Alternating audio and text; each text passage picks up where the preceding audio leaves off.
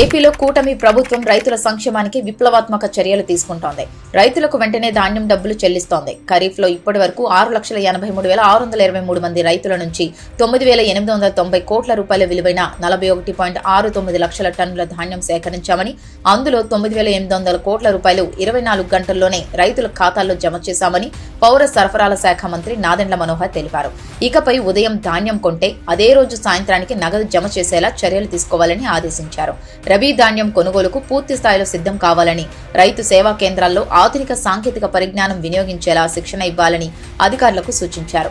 తిరుపతి, నెల్లూరు, బాపట్ల, గుంటూరు జిల్లాల్లో ఖరీఫ్ ధాన్యం సేకరణ కొనసాగుతుందని మంత్రి మనోహర్ వివరించారు. రైతులు ఇబ్బంది పడకుండా ఉండాలని ప్రత్యేక రైలు ఏర్పాటు చేసి కృష్ణా, గుంటూరు జిల్లాల నుంచి ధాన్యం తరలిస్తున్నాం. తేమ శాతం, జీపీఎస్ రవాణా సమస్యలు సమర్థంగా అధిగమించామన్నారు. రబీలోనూ గోతాలు, రవాణా, నిల్వ సౌకర్యాల్లోనూ ఎలాంటి ఇబ్బందులు లేకుండా చూడాలని మంత్రి ఆదేశించారు.